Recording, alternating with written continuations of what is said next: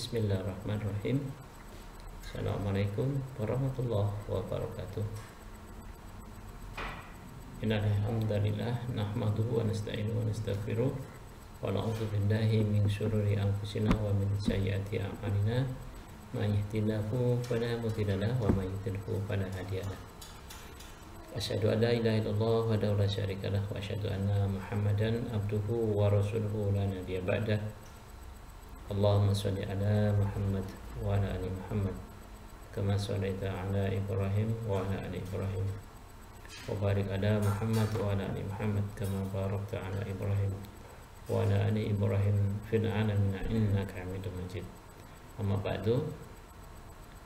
Qala Allah Ta'ala fil Qur'anil Karim, a'udzu billahi minasyaitonir rajim. Ya ayyuhalladzina amanu ittaqullaha haqqa tuqatih wa la tamutunna illa wa antum muslimun. Wa qala aidan a'udzu billahi minasyaitonir rajim. Bismillahirrahmanirrahim. Ya ayyuhalladzina amanu ittaqullaha wa qulu qawlan sadida yukhlih lakum dunubakum wallahu ghafurur rahim. Sadaqallahul adzim. Para santri yang dihormati oleh Allah Subhanahu wa taala, alhamdulillah kita bertemu lagi dalam materi ulumul hadis. Tetapi sebelumnya Ustaz sampaikan semoga kalian senantiasa sehat walafiat, selalu semangat belajar meskipun dalam kondisi pandemi seperti ini.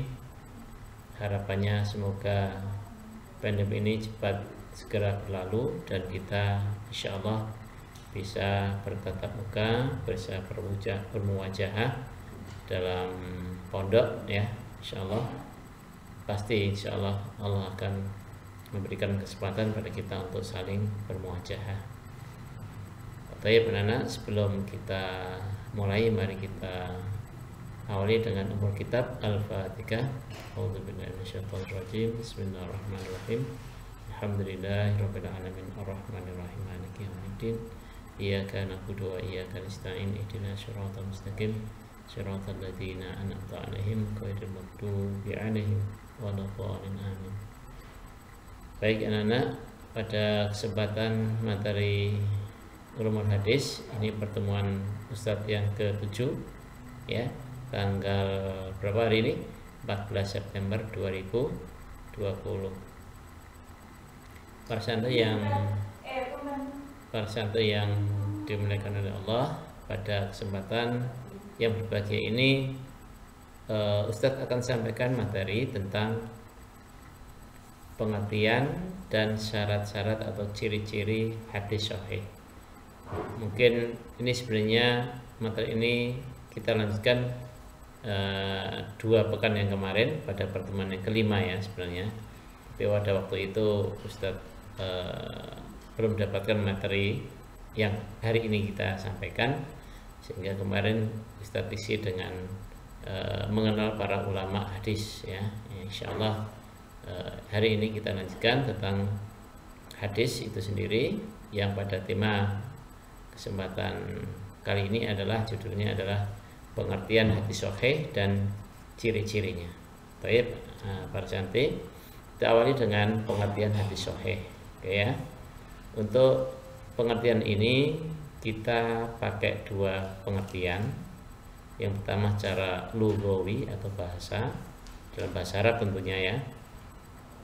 Dalam pengertian lughawi atau bahasa Arab, sahih ini artinya orang yang sehat. Orang yang sehat itu berarti sahih. Sehingga kalau ada hadis yang disebut hadis sahih, berarti hadis yang sehat. Artinya hadis yang benar, hadis yang tidak sakit atau hadis yang tidak cacat, itu namanya hadis yang sahih. Itu dalam pengertian bahasa. Baik ya. Kemudian pengertian hadis sahih pada istilah yang kedua ya, istilah namanya. Ada seorang ulama bernama Imam Suyuti, Imam As-Suyuti. Beliau mendefinisikan hadis sahih itu apa? Ya. Beliau punya pendapat bahwa hadis sahih adalah hadis yang bersambung sanadnya, diriwayatkan oleh para perawi yang adil dan dobit. Dobit ini artinya adalah kuat ingatannya. Kemudian selain dobit, kuat ingatannya, dia tidak syad atau tidak ilat. Syad ini artinya janggal, aneh begitu ya. Kemudian ilat artinya cacat. Jadi kita ulangi ya. Dari Imam As-Suyuti, beliau berpendapat dalam istilah hadis sahih itu adalah hadis yang bersambung sanadnya. Masih ingat sanad itu apa? Ya.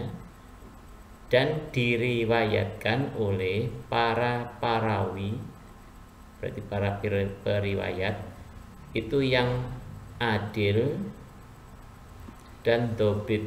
Yang adil itu artinya orangnya akhlaknya baik, ya, terpercaya, itu adil. Dan dobit itu artinya kuat ingatannya, serta tidak janggal atau syad dan tidak illat atau tidak cacat. Itu Imam As-Suyuti mendefinisikan pengertian hadis sahih seperti itu. Kemudian ada pendapat Imam hadis, yaitu Imam Bukhari dan Imam Muslim.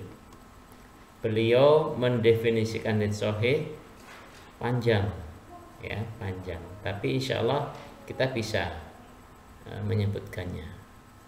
Jadi beliau berdua, Imam Bukhari dan Imam Muslim, mendefinisikan hadis sahih adalah hadis yang rangkaian pertama, ya.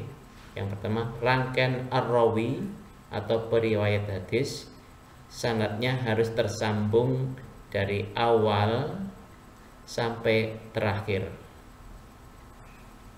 Jadi hadis sahih menurut beliau berdua adalah hadis yang rangkaian ar-rawi, para periwayat ini tersambung sanadnya dari awal sampai yang terakhir. Yang kedua, para ar-rawinya adalah terdiri orang-orang yang sikoh, adil dan dobit. Jadi sikoh ini artinya adil dan dobit. Adil tadi apa? Akhlaknya baik, ya, dan terpercaya, serta dobit ingatannya kuat, ya. Kemudian yang ketiga, para ar-rawinya yang terdekat itu dalam sanadnya harus sejaman. Maksudnya para ar-rawi yang terdekat itu masih dalam sejaman, jadi satu zaman. Yang keempat, hadisnya tadi terhindar dari sifat short. Short itu hurufnya shin, zal, short, dan ilat. Ilat berarti tidak cacat. Short ini berarti janggal, ilat berarti cacat. Nah, keempat syarat ini yang mendefinisikan hadis sahih sesuai dengan pemahaman Imam Bukhari dan Imam Muslim. Baik ya. Kemudian, apa syaratnya atau cirinya hadis yang sahih? Ya, kita sampaikan bahwa hadis sahih itu cirinya adalah mirip dengan definisi yang sudah disebutkan oleh Imam As-Suyuti maupun imam hadis Imam Bukhari dan Imam Muslim, mirip-mirip, ya. Berarti kita tidak akan lupa, ya, cirinya. Baik, kita lanjutkan bahwa hadis yang sahih itu syaratnya satu, sanadnya tersambung, sama dengan Imam Bukhari ya tadi ya, sanadnya tersambung. Artinya apa tersambung? Jadi para arrawi ini benar-benar mengambil langsung dari orang yang ditanya, berarti yang awal dari Kanjeng Nabi sampai akhir ya, itu semuanya tersambung, tidak ada yang putus. Artinya si fulan disampaikan kepada si fulan disampaikan kepada si fulan lagi sampai terusnya tanpa terputus ya, begitu. Jadi masing-masing mencatat dengan teliti, kemudian disampaikan seperti apa yang disampaikan oleh si fulan yang pertama, disampaikan sama persis kepada si fulan berikutnya. Itu sanadnya tersambung ya. Baik, kemudian yang kedua, ar-rawi bersifat adil dan dobit. Nah, itu sama dengan hadis definisinya Imam Bukhari Muslim adalah orangnya sikoh ya. Ya. Adil ini orangnya dewasa, artinya sudah balik, terus tidak fasik ya, kemudian akhlaknya baik, perilakunya baik ya, begitu, itu adil ya. Baik, kemudian yang ketiga ya, hadisnya tidak syad tadi apa? Tidak janggal, tidak aneh ya. Baik itu matan hadis ya, matan hadisnya. Nah, jadi bunyinya hadis itu tidak janggal. Ya. Gitu. Kemudian yang berikutnya selain tidak syad adalah tidak illat, tidak cacat ya. Tidak cacat baik matan hadisnya maupun sanadnya. Nah, gitu ya. Jadi tidak syad ini juga tidak janggal baik sanad maupun matanya, kemudian tidak ilat juga baik sanad dan matanya. Jadi ini ciri syarat hadis sahih yang sama persis dengan yang disampaikan definisinya oleh Imam Bukhari dan Imam Muslim. Nah, baik para santri masih ingat ya tadi ya, definisinya dan syarat-syaratnya atau ciri-cirinya hadis sahih. Nah, kita tahu sebelumnya bahwa Ustaz sampaikan ya, hadis sahih ini adalah hadis yang kita jadikan sebagai hujah atau pegangan dalam kita beribadah ya, ibadah yang wajib, ibadah yang sunnah ya, itu kita pakai hadis-hadis sahih ini ya. Kemudian tingkat bawahnya adalah hadis hasan. Hadis hasan. Nah, ini yang harus kita jadikan pegangan dalam kehidupan kita untuk beribadah ya, baik sunnah maupun wajib ya, sehingga kita akan terbimbing pada jalan yang lurus. Selain sudah pernah dicontohkan oleh Rasulullah Muhammad SAW dalam hadis-hadis, dalam sunnah-sunnah beliau ya, juga sudah sesuai dengan Al-Quran yang juga menjadi pedoman hidup kita.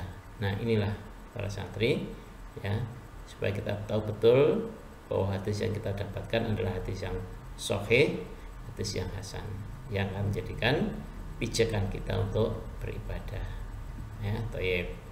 Kemudian ternyata dalam hadis sahih ini ada tingkatannya para santri, ada tingkatannya. Di manakah letak pembeda tingkatan itu? Nah, dalam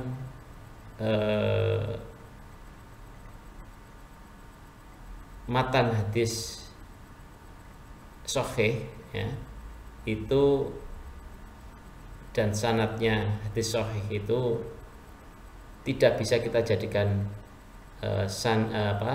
patokan untuk bisa membagi tingkatan hadis sahih ini, tetapi yang menjadi patokan untuk pembagian hadis sahih ini adalah para arrawinya, ya, para arrawinya. Apa maksudnya? Ternyata ingatan para arrawi ini menjadi pembeda dari tingkatan hadis sahih. Ya, Masya Allah, ya, masih ada pembaginya lagi, ada tingkatannya lagi. Nah, maka dalam hadis sahih ini dibagi menjadi dua, ya, menjadi dua.